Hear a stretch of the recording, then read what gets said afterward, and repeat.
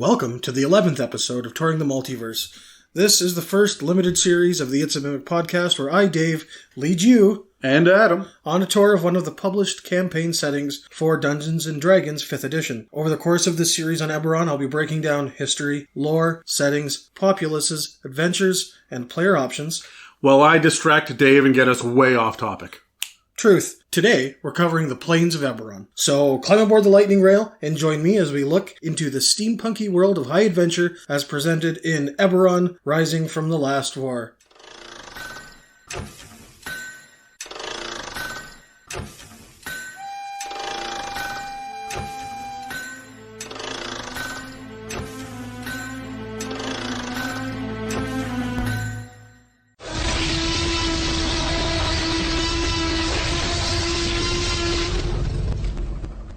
Okay, so, today, Plains of Eberron. They're called airships, Dave. No, my favorite one is the SR-71 Blackbird. That is my favorite plane. I'm going to tell you right now that the Venn diagram of D&D nerds and aircraft nerds there's a very small overlap. That joke did not land, get it? For a lot of people. But for the ones that it did, you're welcome. So today, again, like I said, we're covering the plains. Now, Eberron is part of the Great Wheel of the Multiverse. Okay? However, it is fundamentally apart from it as well. It is sealed off from all the other planes. It's encircled in its own wheel of cosmology, and its planes have profound shifting influence over the material plane. With me so far? Yeah, look, in my head, this is a brand new alternate dimension of multiverse. Yes, but it is still part of the original one. It is just sectioned off.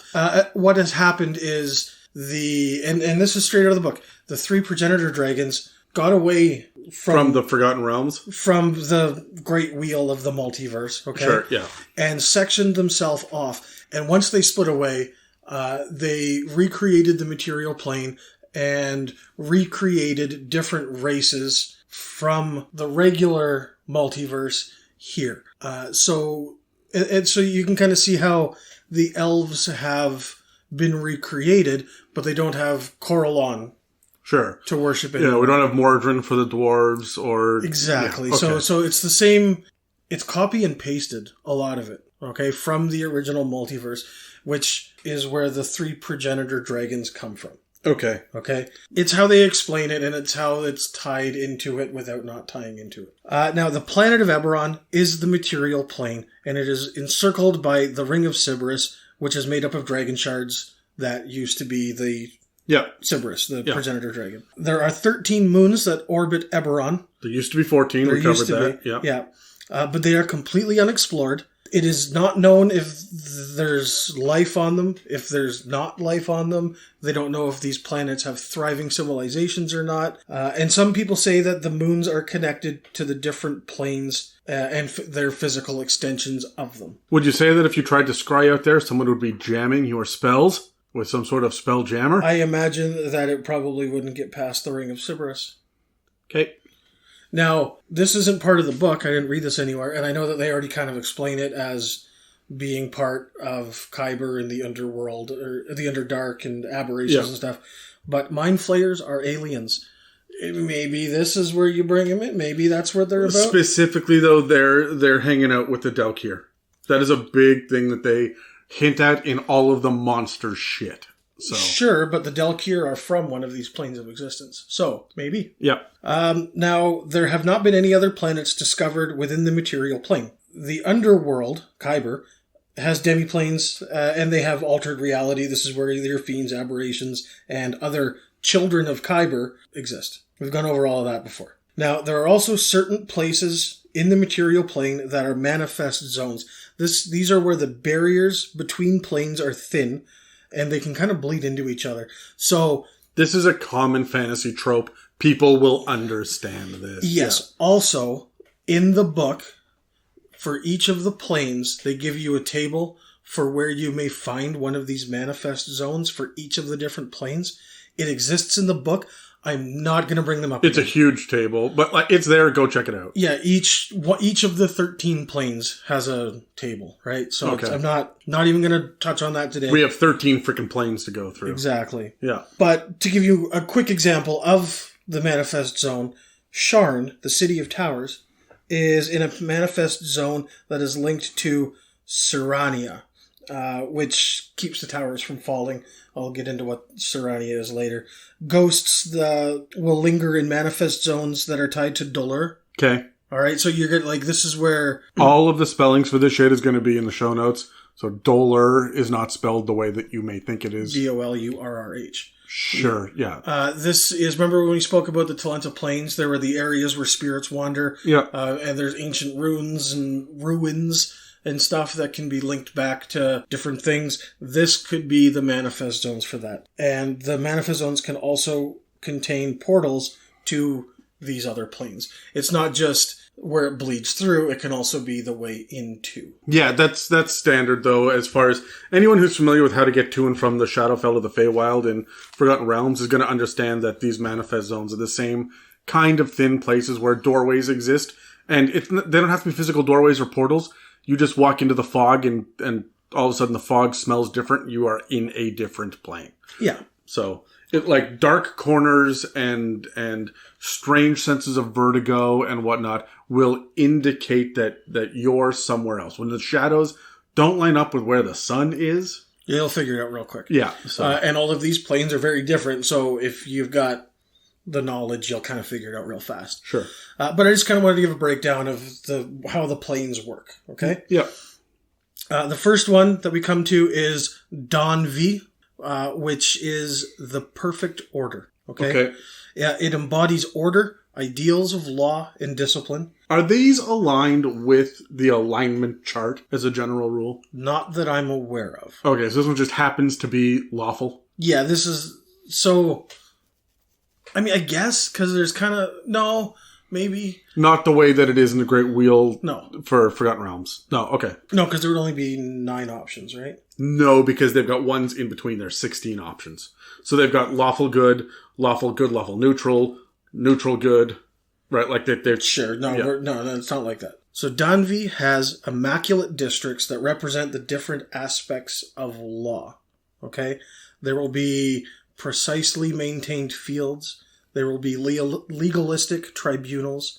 There will be hordes of Modrons compiling archives of every rule and regulation that has ever existed in all of Eberron. Some of these districts are governed by the justice system that is based on laws of goodness. However, there are other districts that have harsh laws that are imposed by tyrannical devils. That makes sense. It's like they jammed the entire lawful spectrum onto one plane. Yeah, this one is lawful. Sure, okay? Gotcha. The next one is Quor. We've spoken about this one in the past to great many lengths. Yep. It is the region of dreams. Mortals can't contact Quor except for when they're dreaming. The outer fringes of Quor are shaped by the memories and experiences of the people dreaming, but the core of the plane... The Core of the plane? The Core of the plane is shaped by the nightmare force known as the Dreaming Dark. Yep. Which... Yes, we've covered. We've spoken about. It is inhabited by, of course, the Quarry. Now, the Quarry fought a war against the Giants of Zendrick. The Giants ended the war by severing the connection between the planes, so there are no manifest zones of Quor. Sorry, the only way to reach Quor is through psychic projection while dreaming. And, of course, the only way for the Quarry to come... to the material plane, I almost said our realm, yeah, is to possess a host. And that's really all there is about Quor. Yeah. Okay? The next one is Dolurrh. Sure. Dolurrh! No. It is the realm of the dead. When a soul dies, it is drawn here. It is a place that is defined by despair and apathy, and over time, the soul's memories are leached out until only a husk remains. This is the Shadowfell. Most religions say that Dolurrh isn't the end of a soul's journey. It's a gateway to what lies beyond, and that's up for interpretation. There is potentially moving to a higher plane, joining the sovereigns, merging with the silver flame, perhaps even reincarnation, right? But it is a gloomy place that are filled with traces of the dead. The dead or undeath? Is it specifically the dead? The dead. Okay, so it's like the Shadowfell without the undead. Because the Shadowfell is just full of undead nonsense. No, it's not zombies and skeletons and stuff. It's souls that are having the memories leached out of it. I'm picturing... You remember in Beetlejuice when they open up the door in the afterlife, and it's just that tornado of souls that are just like, oh, like I feel like that's part of this. There's a lot of floating souls, and hey, look, tombstones, and I feel like that could probably be a part of a few different planes. Oh yeah, okay. There's some good stuff coming up. All right. The next one is Fernia, which is a sea of fire. This plane encompasses raw elemental power and the versatility of fire. Mm-hmm. Flame here is used as a weapon. It's also a force to hold darkness at bay. It is a destroyer, but also a force of change. So it's not necessarily a bad thing, but it probably is. Yeah, it's like you need forest fires every few generations to clear it out so new growth can come in. Exactly. But it is, again, a sea of fire.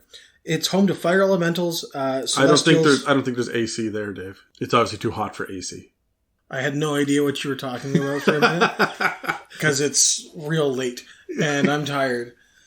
And I'm sunburned, and I golfed today, and my knee hurts, and I'm going to continue complaining, but you get the idea. Yeah. So I get it. Har. Moving on. It is home to fire elementals and celestials and fiends that kind of embrace these same ideals. Yep. There are city islands of obsidian that drift on the sea of magma, and a lot of them are ruled by Efreeti pashas and fiendish satraps. Love it. Okay, just like emperors. City emperors, right? Yeah, but the Ifriti are genies, right? So but they're the fire genies. So. Yeah. The next one we have is Irion, which is the Plane of Eternal Dawn. The Plane of Eternal Dawn? Dawn, yes. Okay. Irion is the plane of light and hope, and it is the source of positive energy and the foundation of light, love, and life. Light, love, and life? Yes. I feel like that's on bumper stickers, like live, love, laugh, or whatever that is. It's light, love, live, or whatever. Light, love, laugh. No, light, love. I'm fucking tired. What does light love? Light loves life. Light, love, life. I love life. I love lamp, which is light. And here we have come full circle. Now, Irion is made up of fertile lands that are untouched by tools. There are crystal forests. It's full of thriving homesteads and communities. The sun never sets here. Angels dwell here in a grand city, and the denizens of Irion believe that their existence is helpful to Eberron because of the positivity that they bring. So this is good. We had law before, and this one is good. We've had... All right, hold on. We've had good, dreams... What was next? Dolurrh, the soul's death. So good, dreams, death, fire, law. All right. So we're getting like a domain almost for some of these. Like, actually, you know what? Maybe that is the cleric domains. Light. There's the light domain. There's the order domain. There's the death domain. Oh, this is starting to click for me now. The fire domain is light. The light domain. Yeah. But there's also the plane of light. Yeah, but it loves life. So there's life domain. What about the love domain? The love domain is my bedroom, ladies. The only other thing that the book said about Irion that was of importance is that the Celestials of Irion are most likely to respond to planar ally or similar spells. Okay. All right, that's where they're going to come from. The next one is Kythri, and it is the plane of churning chaos. All right, again, plane of chaos and change. It's in constant flux. Here, elements collide, causing giant explosions. There are big piles of earth that fly around erratically through space. Gravity shifts here, but the Githzari monks exert their will over the elements to craft monasteries of islands of earth. Okay, so we have the Githzari are not changing any. I'm happy with that. Also, this is where you're going to find a large variety of different slots. Oh, okay. Yeah, and that makes sense too, because they are as chaotic as they come. Yeah. They fill that slot nicely. You're welcome. Big oof. Big oof. Ladies and gentlemen, I'm here all night. Tip your waiters. Lamannia, which is the next one, is the Twilight Forest. It's called a forest, but it actually has every possible natural environment. It's home to great beasts, lycanthropes, and other beings that reflect the power of nature. Okay, so I'm sorry. I'm trying to keep with the cleric theme here. The last one would have been, I'm assuming, Tempest, and this one would be the nature domain. Sure. Its beauty is intoxicating to druids. Okay? Animals born here are paragons of their species that are infused with primal power, and these are specimens that would put the mage-bred creatures of House Vidalis to shame. And that's all there is about Lamannia. The next one we have spoken about a great many times. You always get a chuckle out of it. Would you like to say what it is? Is it Mabar? It is Mabar. Your bar? No. Yeah, it is. This is Endless Night, okay? The darkness that promises to swallow the brightest day comes from here. So, Grave Domain. Could be. We had Death Domain, so... Alright, yep, keep going. The hungry shadow that yearns to consume light and life lives here. Okay. This is the plane of entropy, hunger, and loss. No, this is Death. The other one is Grave. This is slowly sucking life from the multiverse and is a source of negative energy. Sucking Mabar. The power that's used to animate the undead comes from here. It's made of many different fragments, but each one embodies a different vision of desolation. The fiends of Mabar steal fragments of other planes to create a realm of broken worlds that are in various stages of decay. Sure. Yeah. Risia, which is a plane of ice, not a plane like a plane of existence, but a plane like the Great Plains? Yes. Like plane of ice. Like the prairies? Yes. Okay. Tundra is another word. I don't know why they didn't just use that, but plane of ice. Okay? Sure, yeah. This is the opposite of Fernia, which is the Sea of Fire, right? Yeah. It embodies the chill of winter and the stoic consistency of a glacier. Sure. Okay? There are ceaseless blizzards that howl across the landscape here, and frost giants have carved out fortresses in the glaciers. People that show up here that aren't prepared do not last long. No, this is like when you visit Canada in December. Right? Yeah. But if you're fortunate enough, there are ancient secrets that are in its frigid depths. Now, this one didn't really... I get that there's an opposite to the fire plane. Yeah. But we've already got a lot of this in the North and South Pole of Eberron. Yeah, but... yes, there are frozen planes of existence... really levels of the planes in the Forgotten Realms planes. It's pretty standard. There's even like a frozen desolate level of the Nine Hells. Mm-hmm. So this is a constant theme that this would be one of the big negative places. You say there's ancient secrets in here? Yeah, they can be found in the depths of the ice. Okay, alright, bear with me on this. This one is knowledge. Because it's the closest thing that we have to ancient secrets and so on and so forth. We're running out of like perfect parallels with cleric domains. Sure. Do you know how many domains there are? 12. Okay, so there will be one that doesn't have something. Yeah. Okay. After that, we have Shavarath, which is the Battleground. Well, that'd be the war domain. Yeah, this is the plane of war. Yeah. It has been ravaged by a never-ending conflict. Armies of celestials and fiends have been fighting since the dawn of time. Okay? Adventurers and other people that are found here get quickly conscripted into the forces that find them. All right? Sure. Now, this could be angels, devils, or demons. Yeah, or Yugoloths, or, yeah. Okay. Any celestial, sure, I'm with you. The other thing I thought that was really neat was that there are wind storms of blades just kind of roaming around. Okay, you know what? This feels like remember we talked about living spells a little while back? Sure. There's one called Cloud of Daggers. Okay. I would make that a living spell. It's a low-level one. And then have that be here. I think it's a conjuration spell, but don't quote me on that. Sure. That makes a lot of sense. This plane has a lot of weapons of legend. Sure. And knowledge on the art of war. Yeah. All right. The next one is Syrania. This is the one I talk about that is the manifestation zone where Sharn is. Yeah. This is called the Azure Sky. This is the plane of peace and all that flourishes in the time of peace. One of the things that flourishes in times of peace is commerce, which means this is home to a place called the Immeasurable Market, which draws people from across all of reality. The farms and scenery can be found all across the clouds. This is a cloud area, cloud plane. There are crystal spires that float in the blue sky. It's home to angels that are devoted to serene contemplation. They seek to achieve the ultimate understanding of a particular concept. So they'll want to know everything about one subject. They'll want to follow the tenets of a virtue. So this one is knowledge. Okay, so hold on. The plane of ice and with ancient secrets is Arcana. Ancient magical secrets. It could Arcana domain. So I'm banging this drum this episode.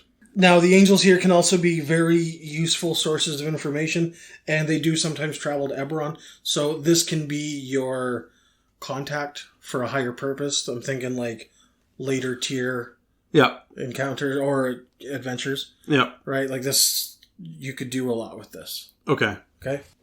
Next, we have Thelanis, which I think we've brought up in the past. A couple of times, yeah. This is the Faerie court. All right? It is the home of the Fae. Trickery domain. Narrative and metaphor shape the reality here, okay? Mm-hmm. Its many dominions are ruled by archfey.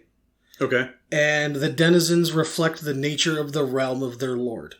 So, for instance, the Prince of Frost will probably have... His denizens will probably be like Pale Eladrin, and there will be winter wolves and stuff that are in his area. Yeah.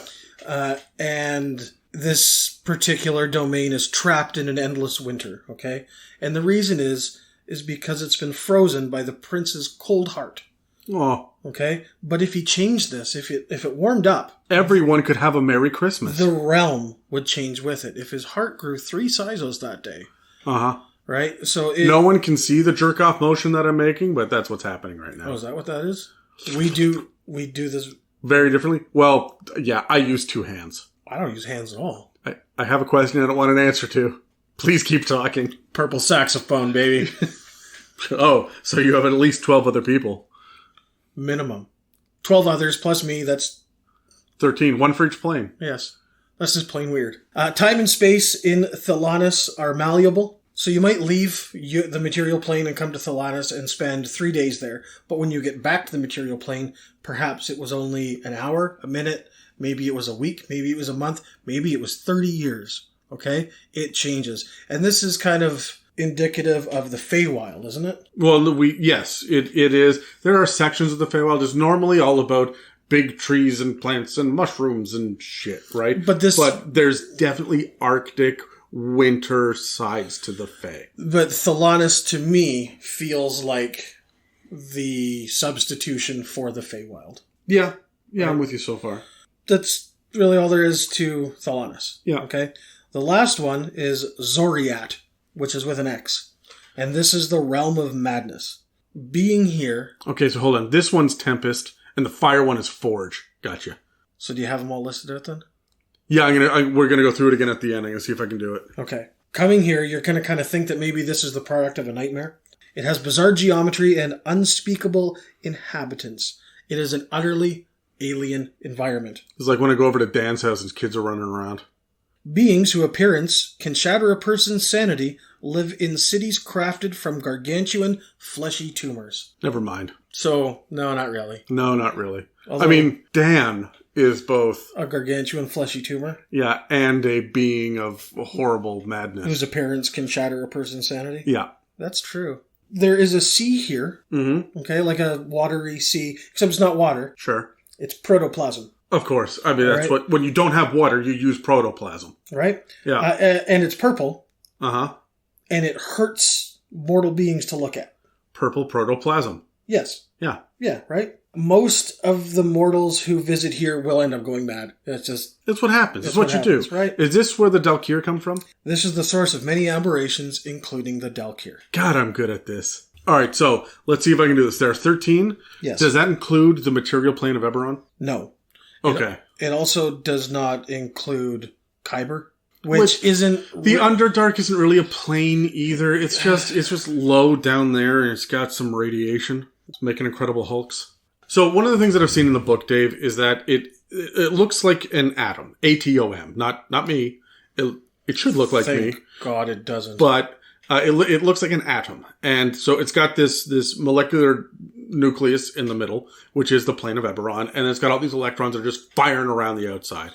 So, yeah, in an orbit, right? And so when the orbit comes closer to Eberron, this is when it might be a better time... for the manifest zones to... Well, yeah, or to hold rituals on the material plane in memory, or in, regards to that plane, right? What's interesting to me is that there are 13 moons and 13 planes. Right. However, there was a 14th moon, but it doesn't talk about a 14th plane. Right. What's also interesting is that there are 14... dragon marks, but one doesn't exist anymore either. Yeah. So I'm sorry. I'm drawing parallels. Do what you want with this. When you are making your draconic prophecy for your own campaign, do what you want with these coincidental numbers. Yeah. Okay. So that's where I'm coming from. I'm not trying to solve the mysteries of the universe or dig into this. Multiverse. I'm sorry. Yeah. But there's also the ethereal plane and the plane of shadows. Now, these exist on the diagram, but we can't find any of that shit in the actual book, right? Yeah, well, I mean, the ethereal plane, I mean, I feel like we know what that is.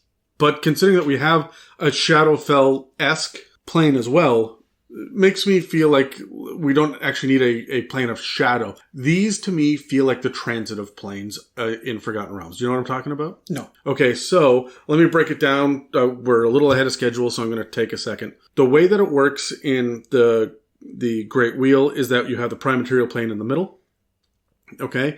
And then you have the two transitive planes and the two mirror planes. Now, the mirror planes are the Feywild, which is just the full of life and everything ramped up to 11 mirror image of the prime material plane. So where there's a mountain on the prime material plane, there's a gigantic fucking mountain in the Feywild, right? If there is a series of small boulders, right? When you move into the Feywild, it's these massive, huge monoliths almost, right? The Shadowfell is the other side of that, where everything is kind of soulless and dreary and gloomy and full of doom and gloom. So that's kind of the two mirror images, but there's also the transitive planes, which are the astral sea, which you can project yourself to, and it's kind of where you astral project to. It's not quite dreaming, but it's kind of dreaming. Or you can go visit it, or you can go to the ethereal plane, which is kind of like a hollow mist and fog of the prime material plane. And again, you can use this to get to other planes. Beyond that are the four elemental planes: fire, water, air, and earth, right? And then beyond that are your alignment planes, the 16 that I mentioned before, right? So there's essentially a grid of 5 on each side, but nothing in the middle. So it makes a ring. If you make it a square, there's 5 on each side. Beyond that are the far realms. And the far realms are where aberrations come from. It's technically where mind flayers come from. They're not really aliens, although they travel on ships through the astral sea or the ethereal plane or whatever to land. But they'll bust through the elemental plane of air, and then they will somehow make it through so that they descend from the skies, shit like that. You're still going to get all your alien symbolism and your flavor, but they're actually from the far realms. The far realms are poorly defined and nobody knows what the fuck is going on over there. Your prime material plane has your Forgotten Realms at the top level. The area is called Faerun. The world is called Toril. And underneath it is the Underdark. The Underdark has portals to the lower planes, which are the evil planes. Specifically, most often to the Abyss itself, because that's where all the chaos is, or the Outer Realms, which is why we have a shit ton of aberrations down there. But it's not a specific separate plane. You can just walk there. You don't have to do anything else. The ethereal and the astral sea, well, it was called the astral sea in 4th edition. It's the astral plane now. So these two transitive planes are how you get to the other planes without a portal. You can just accidentally walk through a thin space and get there, or you can, with simple magic, step into that plane. Right? It's not a huge planar shift, open a gate, swirling portals, the cosmos have to align. You're not doing that. You're just like, 7th level magic. Here I am, right? And you can do the same thing to the Feywild and the Shadowfell, although those ones are more likely that you wandered through the woods and the woods got darker and scarier, and you end up in the Shadowfell. Everything feels kind of whimsical, and now the birds can talk, you're in the Feywild, right? Like, you can accidentally wander into these planes of existence. That's what I feel the ethereal plane and the plane of shadow are in Eberron, but it doesn't get into it in this book. Yeah, not that I saw anyways. So we have a real sense of the plane of shadow would almost be the dark side of it, and the ethereal plane it gives you a sense just from the diagram alone that it's kind of like the light side of it. It's not necessarily good or evil or life and death or order and chaos. It's none of that. It is more like I wandered through the light and I ended up on one of these other planes. I wandered through the darkness and ended up in one of these other planes. Right? So I feel like maybe in the deep, dark night of winter, you would pass through the plane of shadow. And if it's a nice, bright summer day and you've been staring at the sun and you keep blinking and whatnot, you could wander through a beautiful meadow and come out the other side in one of these other planes. Yeah, but that's what the manifest zones are about. Yes, but what your manifest zone that you would walk through is probably what these planes are. Think about it like the hallway between two doors. The manifest zone, so Eberron is the room that you're in, and then there's a door and that's a manifest zone. But it's not. The manifest zones are places where parts of the other planes can bleed into the material plane. Right. Well, I'll get to that. So there's a door and then a short hallway. That's the plane of shadow or the ethereal plane. And then there's another door, which is another manifest zone on the plane, the opposite plane, right? Okay. Loud music or light, a crack underneath the door or something, a smell from the other room can move through these manifest zones, so you can get a feeling of what's happening in that other room. Okay. As if someone's playing loud music down the hallway. Yep, makes sense. All right, so that's where you're getting that bleed, but you can also, under some circumstances, open the door, travel through one of these transitive planes. It's my phrase from Forgotten Realms, not their phrase here, and end up on the other. Or if you're a giant, you can just smash the corridor between Eberron and Quor. Apparently, right? I'm wondering what kind of ancient magic... Well, the fact that giants specifically did this, I wonder if that moon that they destroyed would have been the one for... Yeah.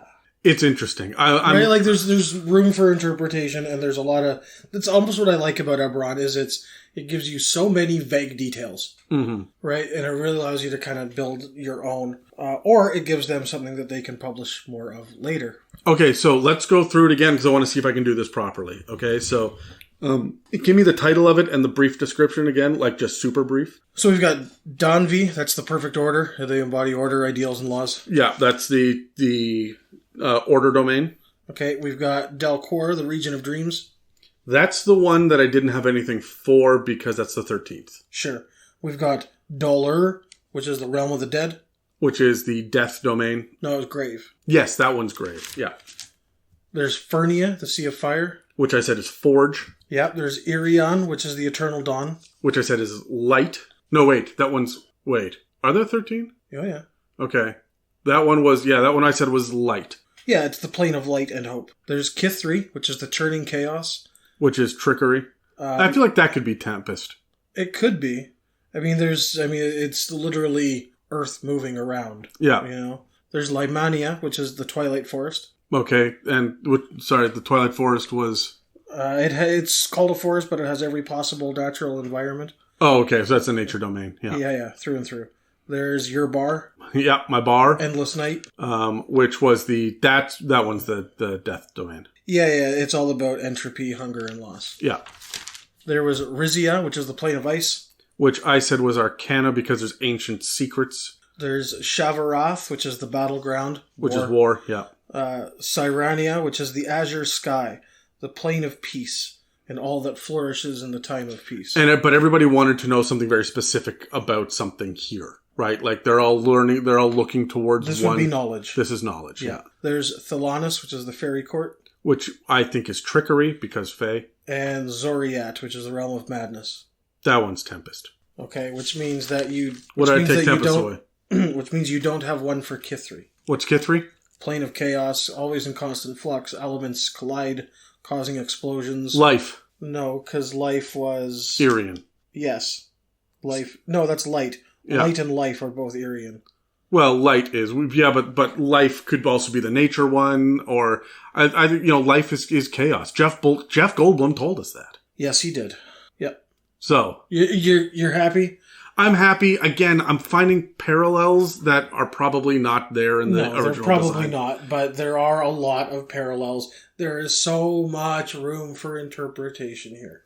Yes. I'm eager to see a planar landscape that is based on the 7 deadly sins, or something like that. I want to step away from the elemental planes, which we got 4 here. We didn't get water, but we got ice. We got air, and I guess the nature one is kind of earth, right? We've got life and death, and light and dark, and yeah, and I feel like we're hitting the same themes over and over: good and evil, law and chaos, and this is the same fantasy realm planar nonsense that I've seen over and over. It's not nonsense, but I know this song and dance, right? Yes. I like that these are different takes on these familiar tropes, but I would like to see something that's radically different. Okay, hold on. Before we do anything else, Dave, I'm going to step away. Normally I'm like, hey, what's your favorite plane? Yep.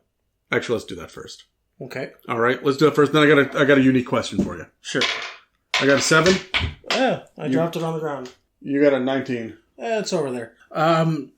P-51 Mustang. You're a piece of shit. Which one is your favorite of these 13 planes? Which one do you like the best? The material plane. So I don't think that as a DM or a player, I have actually ever crossed from the material plane to a different plane for more than a couple of seconds. For more than a couple of rounds. I will plane shift somewhere and then come right the fuck back. Well, that's not true. I ran an evil campaign where you hung around in the 9 Hells for true. For a couple of sessions. Sure. Let's say it happens very rarely. Sure. Okay, so opening myself up as a player to this sounds interesting. Opening myself up to this as a DM sounds like a lot more work. However, I'm well versed in it now, so I probably will.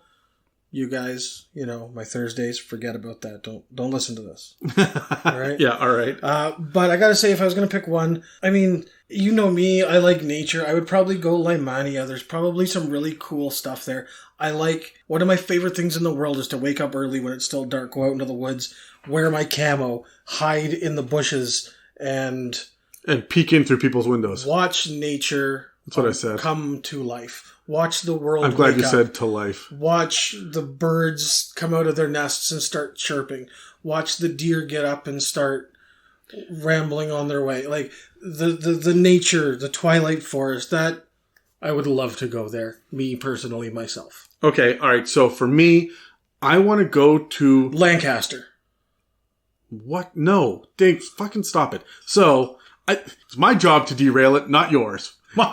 So, I'm all about Mabar. I believe you are. Yeah, I would How many times you pull your horn a day, bud? Ballpark 6 to 8. You're a fucking animal. You goddamn better believe it. So, no, the thing about Mabar that I like is that it's desolation, it's hunger. The sorrow sworn from Mordenkainen's Tome of Foes belong here. I'm going to get a lot of undeath and a lot of zombies and whatnot. When I kill characters, now you have to go to Mabar to get them back. So I would put it in, as a DM, I would talk to the player ahead of time, and I would say, hey, I know you're going away on a work trip for 3 weeks, and we're not going to see you for a bit, or, you're going on your honeymoon, whatever it is, right? You're not going to play at the table anymore. I want to work it into the plot to kill your character at the end of your session before you go, and then have 3 weeks of them going to get your soul back. And if I can get them to sign up for that so that I just don't explode them and then they fuck off for a month, that's not fair. But I would definitely play with this a little bit more to go to Mabar and recover the soul of a fallen player. Go to Mabar, pay the toll troll to get in this boy's soul. You gotta pay the troll toll to get in? Yes. Yeah. And you will meet the Golden God in there. Yeah, I imagine he's probably from Irion. Shut up, bird. So, but I had another question that was a little bit outside of our regular purview, and that is, before we jump into the monster thing, if you could have a plane of something that is not represented here, what would that plane be? 16. 20. All right, you go first. I didn't have an answer set up for this, so... Me neither. Yeah. So, yeah, all right. I would have a plane of music and arts. Sure. I noticed that there's always stuff for warlocks to dig in through. There's clerics, any divine caster. There's obviously shit for druids and rangers and whatnot. There doesn't seem to be anything specifically for bards ever in the plains. There's a city that really enjoys this, but where are the bards who have a special relationship with the magical weave? And though I don't think the weave exists in Eberron, but the way that magic works, and they use their body and their voices, and they tap into the oratory sounds and whatnot. Where is that plane? That's what I want to see. I would like to be able to, as a dungeon master, explore that and reward the bard at the party. There's something there for barbarians. There's something there for fighters. There's something there even for artificers when they go to the one of order and there's modrons around. And they're all like this is how you make this. There's stuff for wizards where there's magical secrets. There are ancient knowledges frozen away that you have to uncover. That's fucking wizard shit, right? The chaos of whatever is a wild magic sorcerer. We have that for everybody, but not bards. And that's why I would want to see that. Sure. Do you have an answer? Okay, so you kind of hit me with a curveball here. I wasn't expecting to answer a question like this. Yeah. So just off the cuff, I think that the idea of a realm of maybe competition, sport. Yeah, okay. All right. That's got a real Greek feel to it. It does. Like that'd be great for non-combat combat. Yeah, it allows you to maybe dig into your skills a little bit more if you haven't in the past. Because, again, competition doesn't have to be physical. It can be verbal. It can be through persuasion and intimidation and deception. Performance. Exactly. Right? Like, So this is an area where, I was just thinking about the character sheet and what part can we use of that to make a new plane. And I think that the skill one has a lot of potential. Yeah, the section on skills. Yeah. I really like that. And I like the idea that you can get a sense of accomplishment by revisiting this throughout a campaign, getting better and better. And like, hey, we got the equivalent of a gold medal, right, in this event and this event, but we will not be allowed into the whatever section until we are a champion. We as party members have to combine our medals to get whatever, have enough combined points to... Yes, we're winners, but we're not Triple Crown winners. Exactly, right? So we've won the divisional, but now it's time to go to regionals, right? Regionals. Yeah, so I really like that. I feel like there needs to be more abstract ideas about the planes. And, I mean, I know this is a series on Eberron, but for dungeon masters out there, latch on to that shit, because there's a lot of gods that are the god of, and it's like music or feathers or shit, right? Like there's all sorts of crazy different kinds of gods and all the different pantheons. They even list the Egyptian and Norse and Greek and Roman pantheons in the back of the player's handbook. I don't know if Romans are on there, but the rest of them are. And as they list them and you see what they're gods of, you're like, that's weirdly specific. Yes. And we don't have a realm that represents that. So if you're going to homebrew or you want to do something totally wild and throw your players into something they've never seen before, especially experienced players, I feel like there's a lot of opportunities to extrapolate from the domains and the purviews of other gods and be able to kind of figure that shit out, right? Like, go to the plane of birth and motherhood. And while everyone's like, placenta everywhere. I'm thinking that this is like weird cosmic horror where shit is like always birthed from something else. And it's like a mad orgy of limbs and horror. This feels Lovecraftian to me now at this point, right? It could. It could. Or it could very much be a place of protection for children and babies and a mother's love is the purest love and so on and so forth. But we don't have anything like that in D&D planes. And people should stop and think about it. Let us know what you think. Yeah, and if you have a good idea for a plane, hit me up in the subreddit. Yeah, absolutely. Or hit us at info@itsamimic. Right? I'm curious. If you've got one, give it to me. I'll make a post on the subreddit for this episode. Hit me in the comments. Cool. Let's move on to monsters. Excellent. We're going to do Rakshasa this week, right? So there are a couple of new Rakshasa entries in the Eberron book. One of them is a lesser kind of Rakshasa, and that's one we're going to focus on, because another one is a named one. His name is Mordakesh, and he serves Rak Talkesh, who was the overlord that we talked about.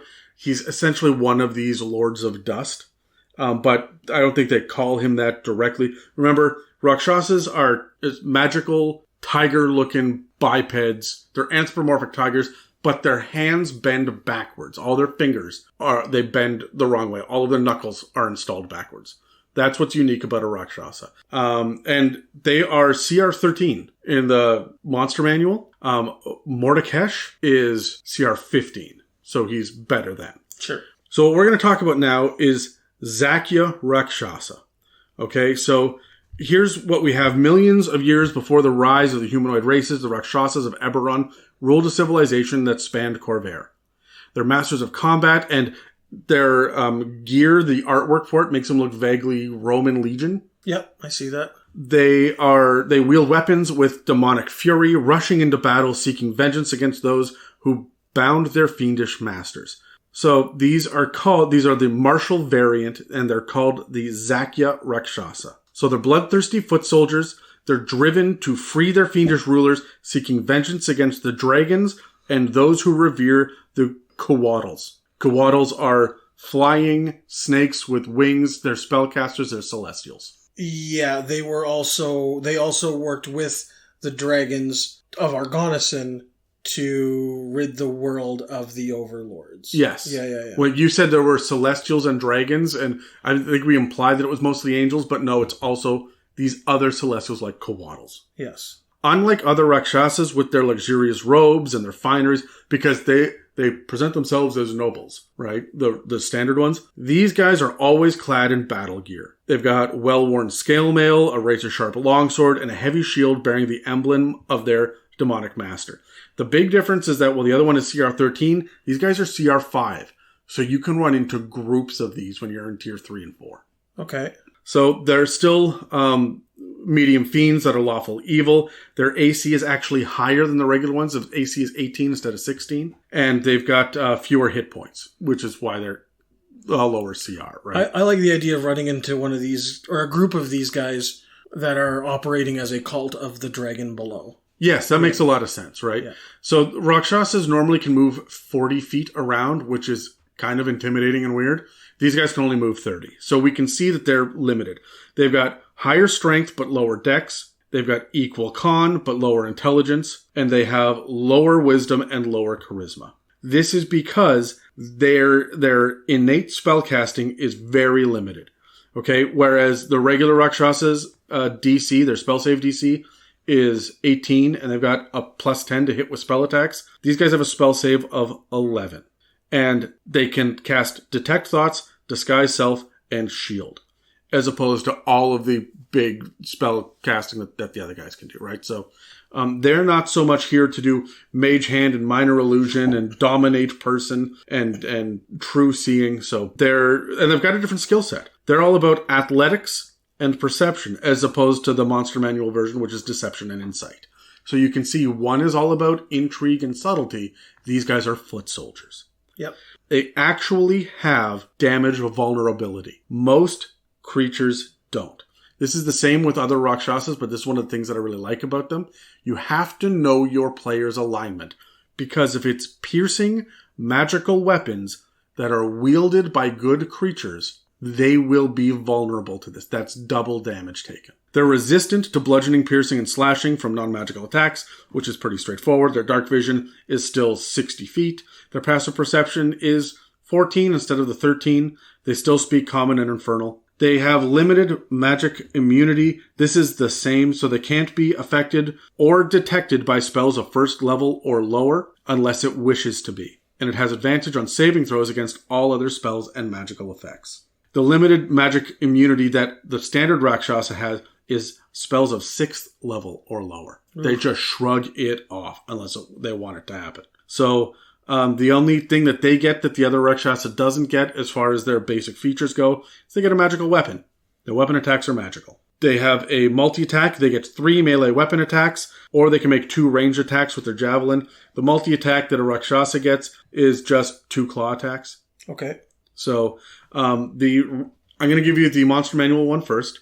It's a claw attack plus 7 to hit, 1 target within 5 feet, 2d6 plus 2 slashing, and the target is cursed if it's a creature. The magical curse takes effect when the target takes a short or long rest, filling the target's thoughts with horrible images and dreams. The cursed target gains no benefit from finishing a short or long rest, and the curse lasts until it is lifted by a remove curse spell or similar magic. Yikes. That shit does not exist for the new Eberron, the Zakya Rakshasas. Okay, they have the longsword, which remember they can do 3 times, plus 7 to hit, which is the same. Reach 5 feet, 1 target, which is the same. And instead of the 2d6 plus 12 from the claws, they get 1d8 plus 4, or 1d10 plus 4 if they're using it with 2 hands. So it's considered versatile weapon. They also have a javelin, which is their range attack, which I said they can do it twice, which is plus 7 to hit again. The range is 30 feet normally, or 120 feet with disadvantage. 1d6 plus 4 piercing damage. So these guys are just foot soldiers. If you have a monster manual and you are in Eberron or the Forgotten Realms, I don't see a problem putting a regular Rakshasa surrounded by 2 or 3 of these bodyguards. Yeah, it seems like a logical step. Yeah, that these are lesser versions of them, right? And so I really like this as an alternative. Like I like every time you get a different kind of goblin, or we got a couple of different kinds of hill giants and shit. When you get all the different gnolls and orcs and all the mobs get different variations. Ghosts of Saltmarsh is a great book for the variations on bullywugs and freaking Sawajin and stuff like that, right? So there's a lot of opportunities to kind of split these out. I wasn't expecting it for Rakshasa. And I'm really glad that they did that because it's a lot of fun. And then they give you kind of what a named one is, which was the Mordekash, who, remember in the first episode, we did the Rak Tolkesh Overlord? He was the Overlord of War and Destruction. Yep. This is his Lord of Dust. Okay? This is his, next in command. And he's got all sorts of crazy shit. He's got slightly better spellcasting, much better abilities, and he's got kind of everything from both sides. He's got a multi-attack with a greatsword, but he also has just Chromatic Orb that he can do. There's no spell slots involved. There he goes. And he's got legendary actions, which is batshit insane. Of course it is. Yeah, so he gets essentially an attack, or he gets resistance to 1 damage type of his choice until the start of his next turn, which is just shitty. That's just shitty. And he's got Warlord's Command, which costs 2 actions, where he targets up to 2 allies that he can see within 30 feet of him. If a target can see and hear him, the target can make 1 weapon attack as a reaction and gain advantage on the attack roll. So that's nifty. So he lets other people go on his turn, like other allies. Yeah. So you can see where the Zakya Rakshasa are supposed to be paired with him. Could you imagine pairing a couple of regular Rakshasas with him? That's going to be my level 20 battle. Like, not my big boss, but you want to be at level 20 for a couple of sessions to really get your capstone ability, flavor and whatnot. Yep. I'm going to throw this guy in a couple of... You're going to run through a handful of Rakshasas, sure, right, of the varying 3 kinds before you unlock the Overlord to fight in the final battle, right? So, of course, you always kill the lieutenant first. Exactly. Yeah. And this is kind of why I'm excited about the Rakshasas.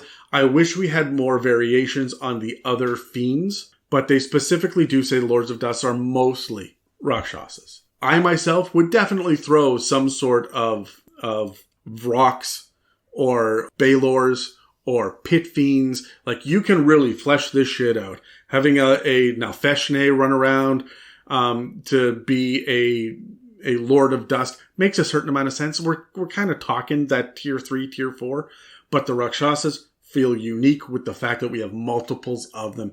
This is an organization. Yeah, it can be. I think I said it well earlier with could be a cult of the dragon below. Yes, this feels like the cult instead of the single agent out there trying to dig up the ruins to bring back the whatever, right? So, and it feels like these guys could take on an adult dragon.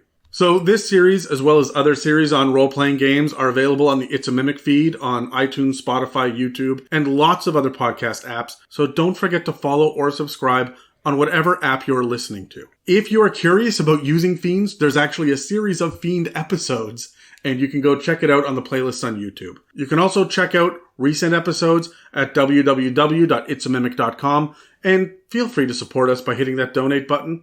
Thanks for listening to this episode of It's a Mimic Touring the Multiverse. You can check us out on Instagram and Facebook, or you can find me at the subreddit r/itsAmimic. You totally should. I want to hear what your idea for planes are. Until next time, I'm Dave.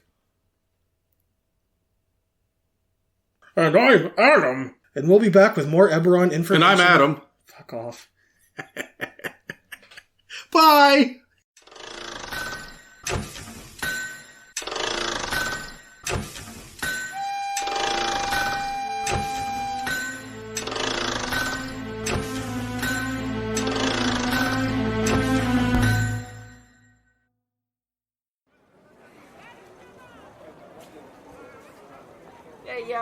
mister, would you want maybe a worm per se for your head orifices? Any which one, pick or choose. It's a little bit up to you.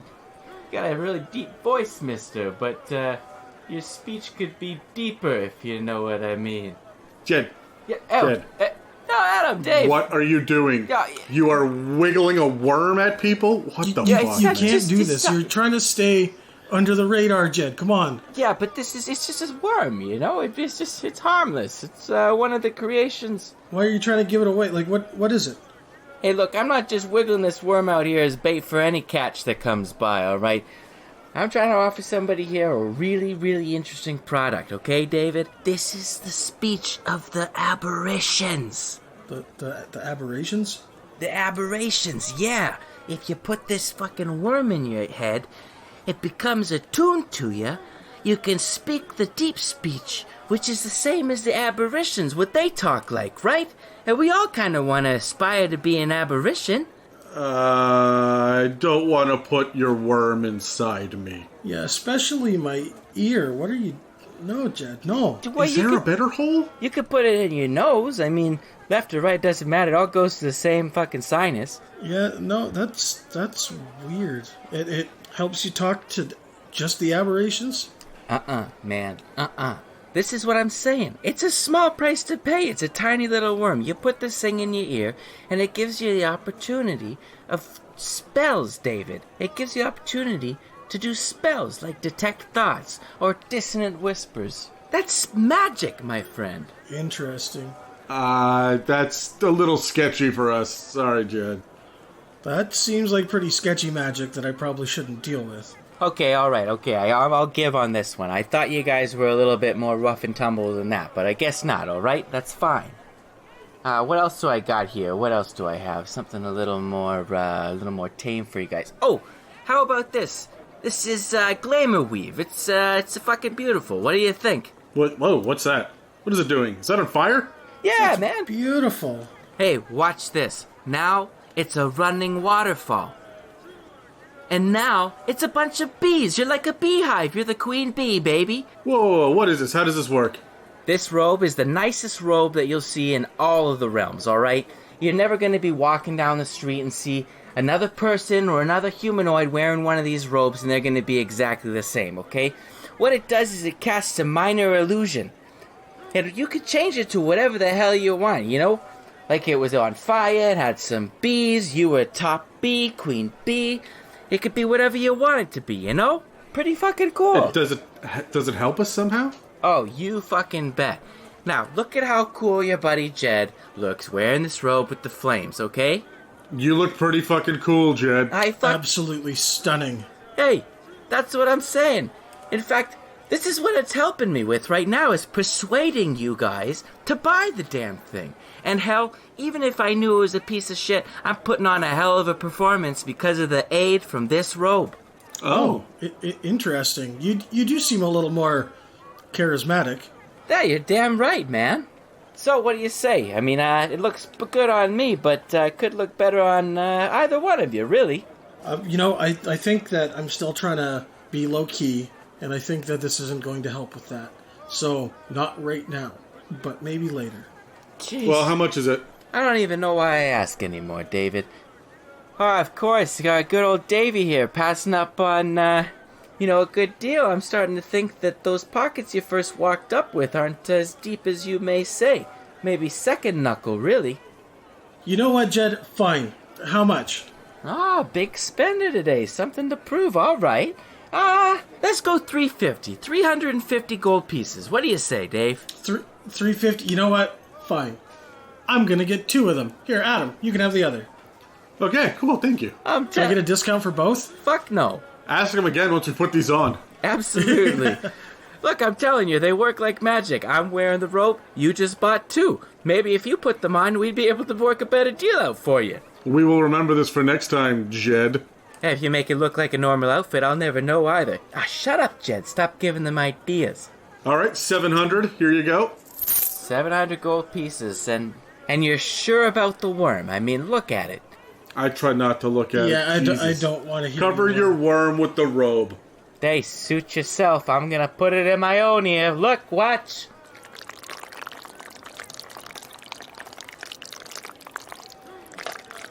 That's Ew. friggin' gross. Chet, you alright? You were cross-eyed for a sec. Oh, jeez. Yeah, I'm just fine, all right? Hey, look, okay, I'm gonna go have a little lay down, all right? Have a good day, guys, and remember,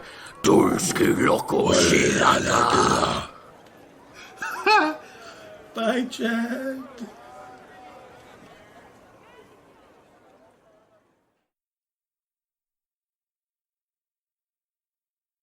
But what we're going to talk about now Is butts, and all thing butts. Butts. So much butts. Metric shit tons of butts.